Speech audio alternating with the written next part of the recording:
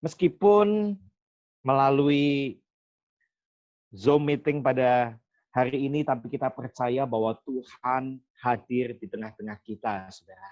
Amin, saudara. Saudara sekalian, sebelum kita mendengarkan firman Tuhan, mari kita tundukkan kepala, kita satukan di dalam doa. Bapa di dalam surga, kami datang kepadamu, bersyukur kalau kami ada sebagaimana kami ada pada pagi ini, dikumpulkan, meskipun melalui Zoom meeting ini, kami percaya Tuhan hadir di tengah-tengah kami. Ya Tuhan, sebentar kami akan membaca, merenungkan kebenaran firman-Mu. Berbicaralah secara pribadi pada kami siap mendengarkannya. Terima kasih Tuhan.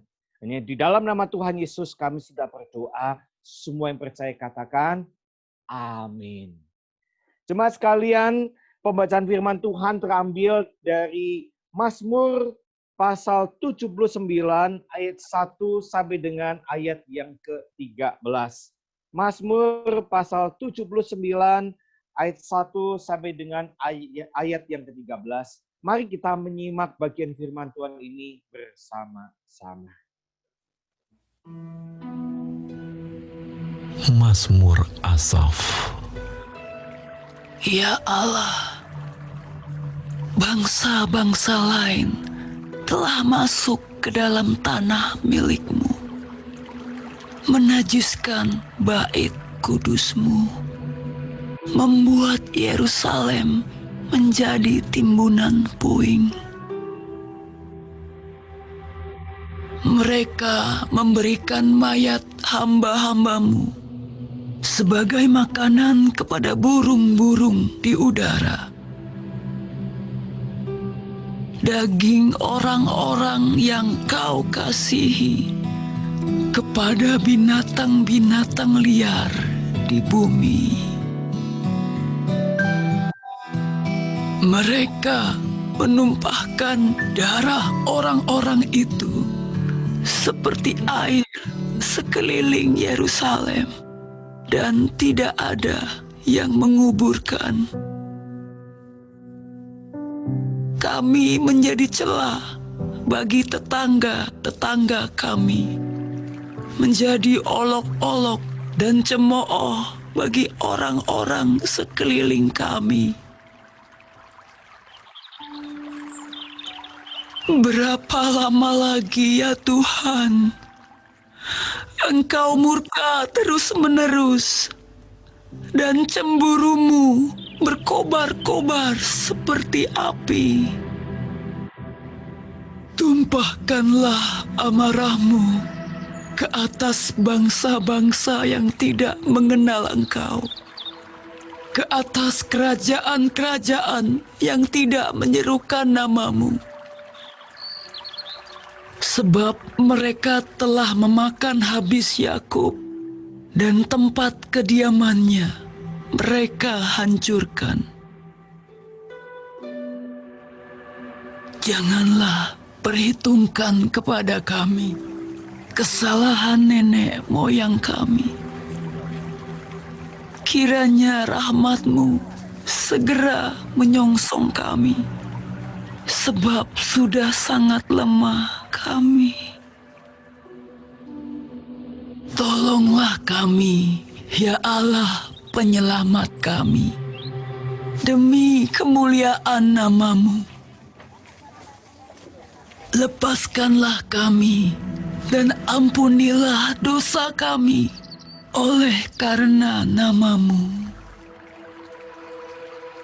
Mengapa bangsa-bangsa lain boleh berkata, di mana Allah mereka? Biarlah di hadapan kami bangsa-bangsa lain mengetahui pembalasan atas darah yang tertumpah dari hamba-hamba-Mu. Biarlah sampai ke hadapan-Mu keluhan orang tahanan, sesuai dengan kebesaran lengan-Mu.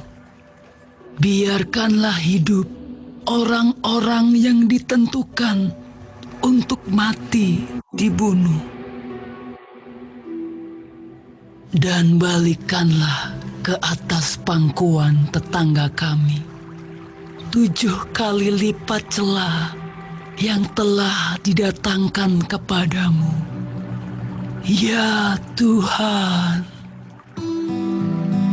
Maka kami ini umat-Mu dan kawanan domba gembalaanmu akan bersyukur kepadamu untuk selama-lamanya dan akan memberitakan puji-pujian untuk-Mu turun temurun.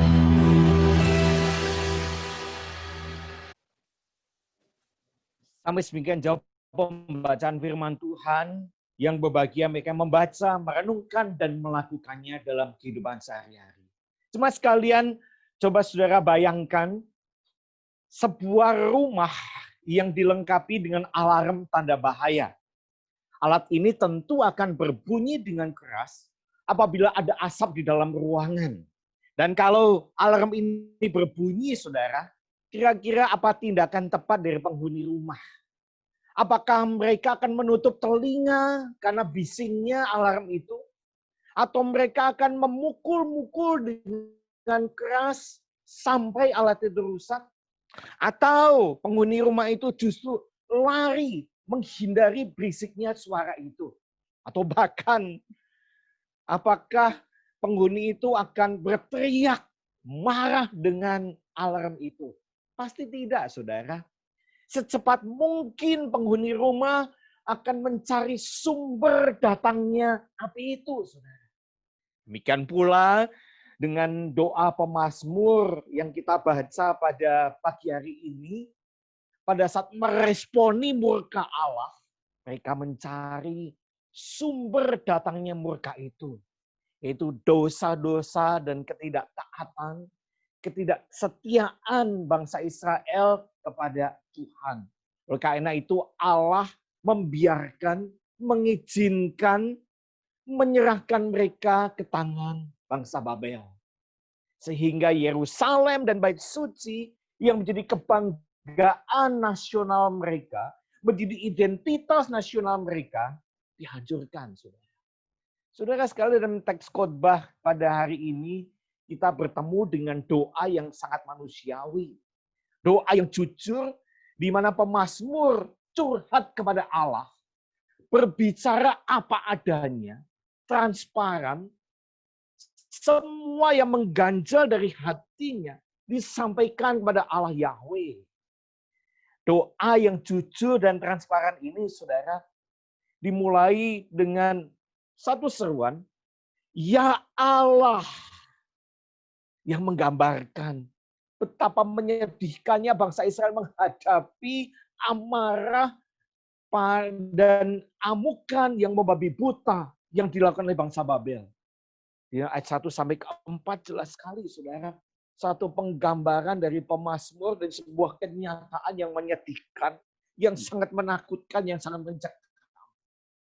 Saudara sekalian, bangsa Babel pada waktu itu dipimpin oleh Raja Nebukadnezar. Dan Nebukadnezar mengirim kepala pasukan yang bernama Nebuzaradan untuk menghancurkan umat Allah. Apa saja yang dihancurkan, saudara? Yang pertama adalah terhadap tanah suci, yaitu Yerusalem sendiri.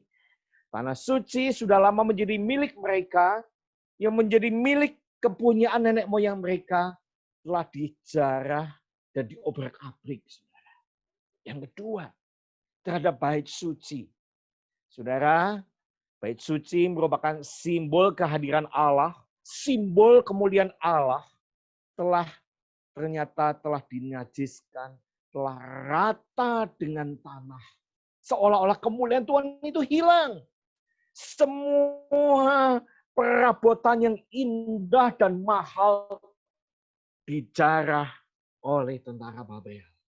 Tidak hanya sampai di situ, saudara. Terhadap kota suci. Kota Allah.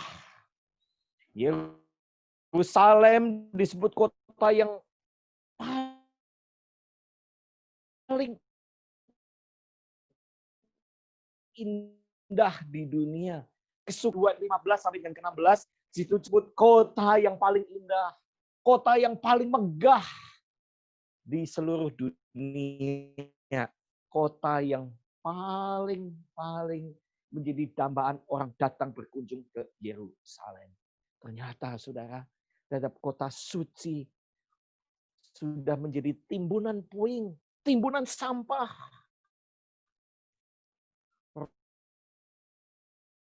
Rumah mereka jadi kuburan mereka sendiri. Dan tidak hanya sampai di situ, saudara, tidak hanya bangunan fisik saja, tetapi bangsa bertindak kejam terhadap jasad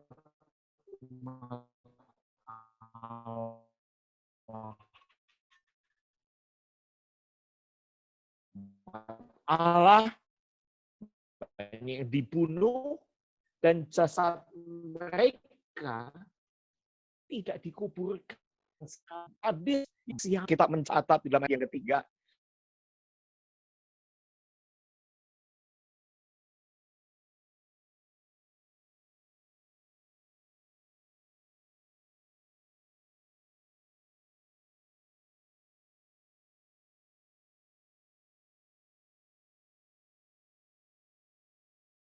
Yang berikutnya adalah menumpahkan darah umat Allah, membunuh tanpa kenal lelah, tanpa belas kasihan.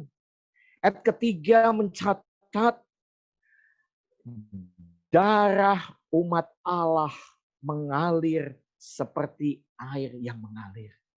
Saudara bisa bayangkan betapa suasana itu suasana yang sangat mencekam, saudara. Dan Alkitab juga mencatat bahwa mereka merendahkan nama mereka. Umat Allah yang notabene, saudara sekalian, semua peristiwa yang dialami oleh bangsa Israel ini mengingatkan kepada kita kerusuhan 98. Saudara sekalian, kerusuhan 98 yang dialami oleh bangsa kita itu adalah suasana yang sangat mencekam, yang sangat menakutkan. Banyak tokoh-tokoh yang dijarah, banyak dari mereka yang dibunuh, dan maafkan, banyak dari wanita-wanita yang diperkosa dan pada akhirnya hamil. Saudara sekalian, dalam keadaan yang paling rendah ini, pemazmur memohon agar keadaan Allah dinyatakan. Dimulai dengan kalimat ayat yang kelima. Sampai berapa lama lagi Tuhan? Kapan ini akan berakhir? Apakah ini akan terus menerus? Dengan kata lain, pemazmur ini mengatakan, Tuhan, ingat kami. Ingat kami apa yang terjadi atas kami. Pak Daniel, Pak Daniel. Kami, lihat kami, pulihkanlah kami. Pak Daniel. Pak. Ini satu kondisi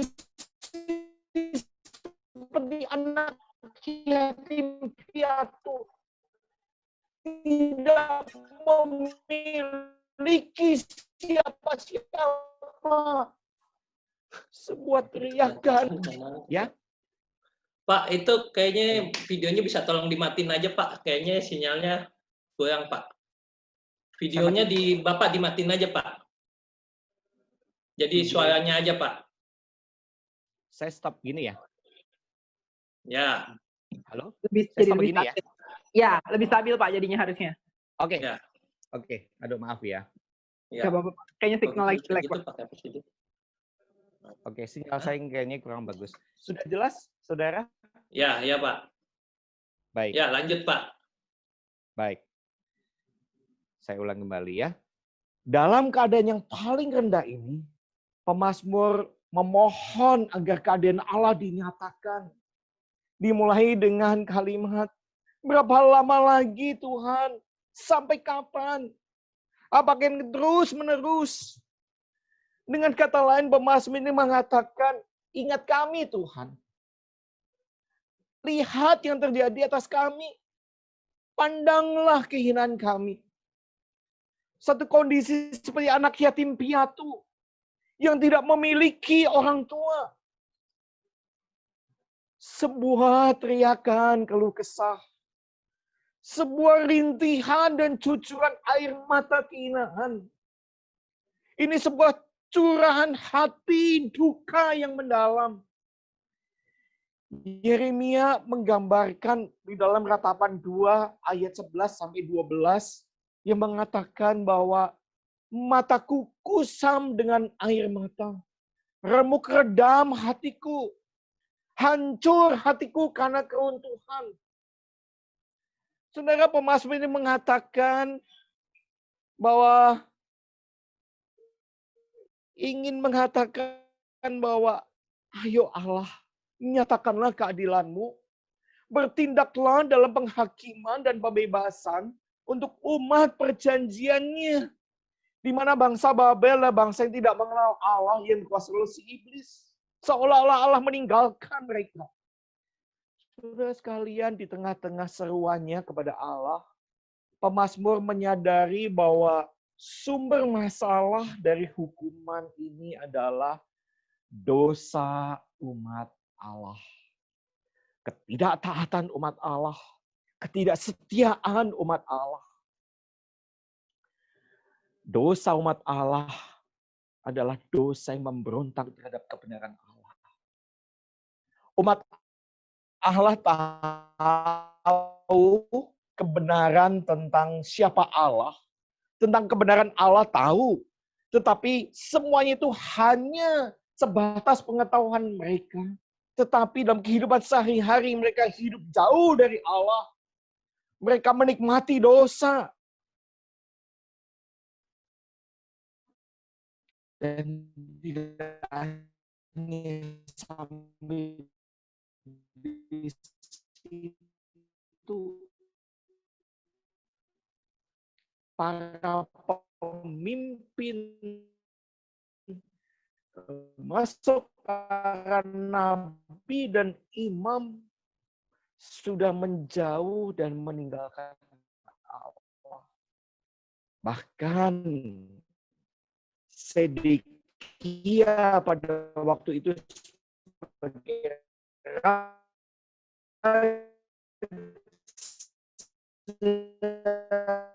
Israel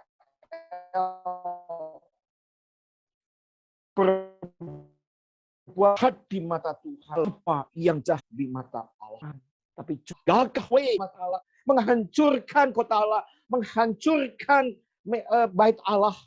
Saudara sekalian, di tengah-tengah doa pemazmur ini, kemudian pemazmur menaikkan doa syafaat kepada Allah agar Allah mengampuni dosa orang Israel.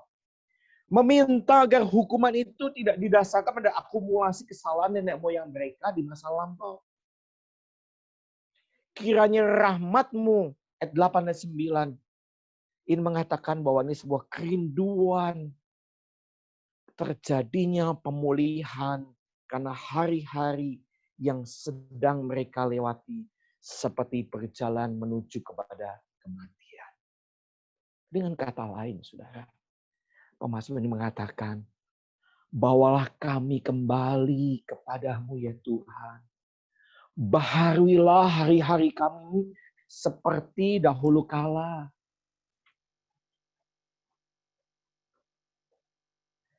Ia juga menyerahkan bangsa Babel pada keadilan Allah. bahwa pembalasan adalah haknya Allah. Jemaat sekalian, pada saat murka Allah karena dosa dan pelanggaran mereka ini, ternyata relasi umat Allah dengan Tuhan dipahami oleh pemazmur sebagai relasi antara domba dengan gembalanya. Di dalam ayat 13 mengatakan, maka kami umatmu dan kawanan domba gembalaanmu akan bersyukur kepadamu untuk selama-lamanya dan akan memberitakan puji-pujian untukmu turun-temurun. Ada yang satu relasi yang membangkitkan keyakinan pemazmur bahwa apa yang mereka alami mengandung kebaikan bagi mereka. Dan ini menjadi dasar bagi umat Tuhan untuk berseru kepadanya dan memohon pengampunan serta pemulihan. Pemazmur meyakini bahwa Allah sebagai gembala yang baik sedang membimbing umatnya agar senantiasa mensyukuri anugerah Allah. Jemaat sekalian, saya tidak tahu berapa banyak dosa yang saudara lakukan terus-menerus. Mungkin ini menjadi murka bagi Allah. Ini menjadi sesuatu hal yang mungkin kita bertanya, Tuhan kenapa yang terjadi? Padahal sadar tidak sadar itu karena dosa-dosa yang kita alami, saudara. Oleh sebab itu, saudara, menjadi murid Kristus merupakan perjalanan iman yang terus-menerus hidup menjauhi dosa. Dan memiliki kehausan, memiliki kerinduan yang mendalam untuk hidup kudus sehingga kita betul semakin cinta Tuhan. Saudara sekalian, menjauhi dosa ini satu hal yang tidak mudah. Meninggalkan dosa satu tantangan yang berat bagi kita. Saya tidak tahu apa yang menjadi dosa pergumulan saudara. Apakah kita seringkali korupsi, kita seringkali menipu, atau mungkin saudara masih terjerat dalam pornografi. Kedagingan-kedagingan itu membawa kita kepada murka Allah. Oleh sebab itu saudara, sebagai murid Kristus, mari kita berjalan dengan iman. Menjalani iman percaya kita untuk menjauhi dosa. Kita kejar kekudusan hidup kita. Oleh karena itu, saudara, mari kita arahkan hati kita hanya tertuju dengan Allah, tertuju kepada Allah dengan dua cara. Yang pertama adalah menjaga hati. Amsal 4 ayat 23 berkata, jagalah hatimu dengan segala kewaspadaan, karena disitulah terpancar kehidupan. Saudara, menjaga hati berarti kita memiliki kehidupan, jangan pernah lengah terhadap si iblis. Menjaga hati berarti kita hidup bergaul akrab dengan Allah. Kita konsentrasi, kita fokus kepada firman Tuhan. Meskipun kita tidak pungkiri, kita seringkali butuh materi, butuh harta. Kita juga butuh tahta, butuh jabatan, butuh kekuasaan. Tetapi bukan itu yang kita kejar dalam dunia ini. Kalau itu yang terus kita kejar, menjadi fokus kita tidak mungkin bisa menjaga hati kita kepada Tuhan.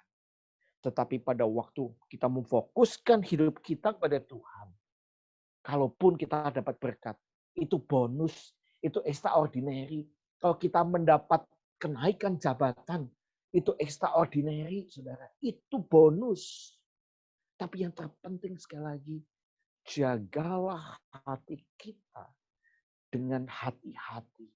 Pada waktu iblis menggoda kita untuk melakukan dosa, jaga hati. Hati-hati, saudara. Yang kedua adalah ketekunan kita di dalam doa. tekun di dalam doa. Mazmur 86 ayat 11 berkata demikian. Tunjukkanlah kepadaku jalan-Mu ya Tuhan, supaya aku hidup menurut kebenaran-Mu. Bulatkanlah hatiku untuk takut akan nama-Mu. Sekali lagi saya ulangi, saudara. Mazmur 86 ayat yang ke-11. Tunjukkanlah kepadaku jalan-Mu ya Tuhan, supaya aku hidup menurut kebenaran-Mu. Bulatkanlah hatiku untuk takut akan nama-Mu. Saudara, memang tidak salah kita waktu berdoa minta berkat Tuhan. Kita meminta perlindungan, meminta penyertaan Tuhan. Tetapi juga di dalam doa, bukankah seharusnya kita memohon petunjuk dari Tuhan? Tunjukkanlah kepadaku jalan-Mu ya Tuhan. Pada waktu aku bisnis, waktu aku bekerja, tunjukkanlah jalan-Mu ya Tuhan. Pada waktu saudara bepergian, tunjukkanlah jalan-Mu ya Tuhan. Berikan perlindungan, supaya aku hidup menurut kebenaran-Mu. Bangsa Israel tidak hidup menurut kebenaran Allah, tapi menurut kebenaran dunia. Karena mereka tidak tekun di dalam doa.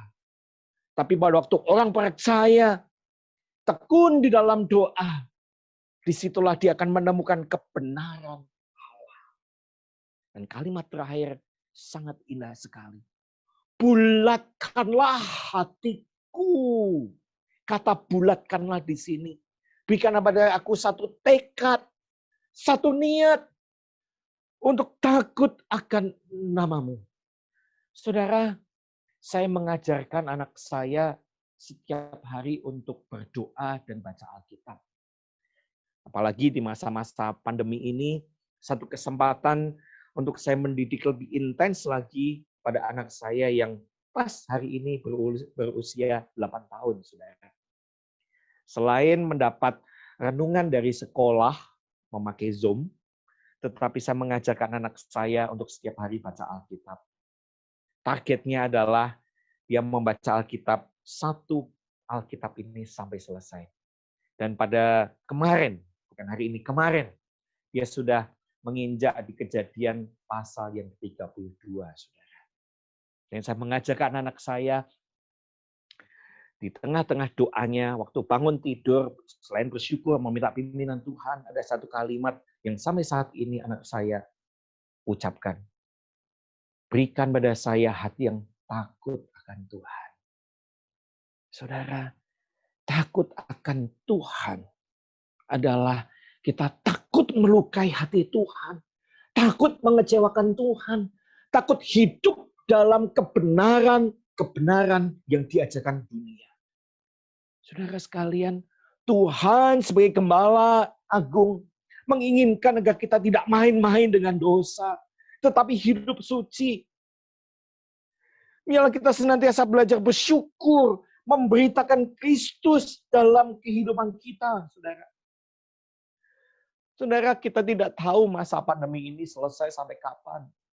Meskipun ada new normal, PSBB dilonggarkan, tetapi yang terpenting dalam hidup kita, menjalani iman kita adalah menjaga hati kita dengan segala kewaspadaan, dengan hati-hati.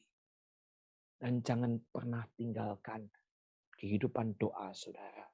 Saat teduh pribadi setiap hari, bergaul akrab dengan Tuhan. Dan janganlah pernah tinggalkan mesbah keluarga.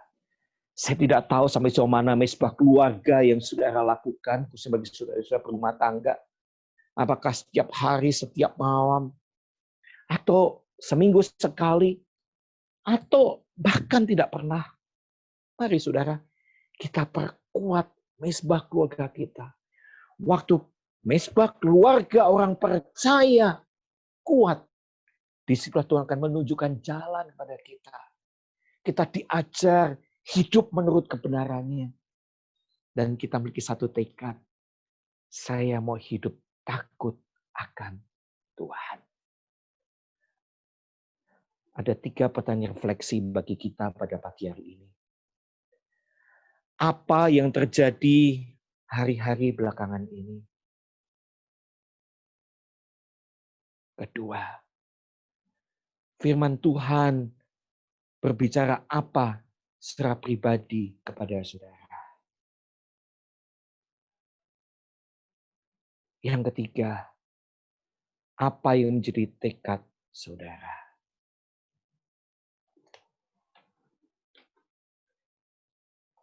Amin. Mari kita tundukkan kepala, kita berdoa.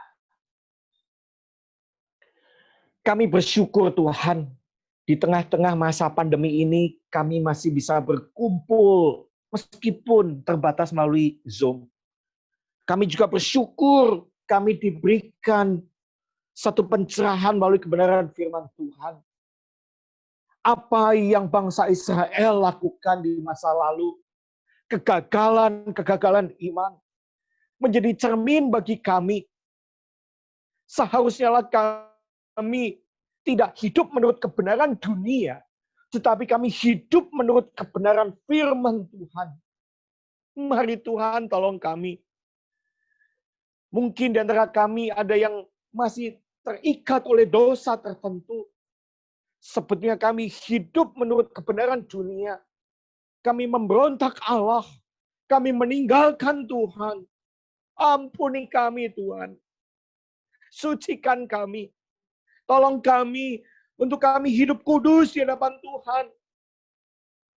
Mencari kerajaan Allah dan kebenarannya. Tuhan, tiliklah setiap hati kami Tuhan. Kalaupun di antara kami ada yang masih terikat oleh kebiasaan-kebiasaan yang tidak baik. Dosa yang masih mengikat kami. Ampuni kami Tuhan. Sucikan kami. Ingatkanlah kami bahwa kami sebagai kawanan domba gembala-Mu. Kami mau mengikuti tuntunan Gembala Agung melalui gereja-Mu, melalui saudara seiman, melalui gembala sidang, melalui orang-orang yang Tuhan kirim untuk memperbaharui hidup kami. Mari Tuhan tolong kami, tiliklah setiap hati kami Tuhan. Kami tidak mau seperti yang terjadi, yang dialami oleh bangsa Israel. Tapi kami mau menikmati firman-Mu, menikmati hadirat-Mu.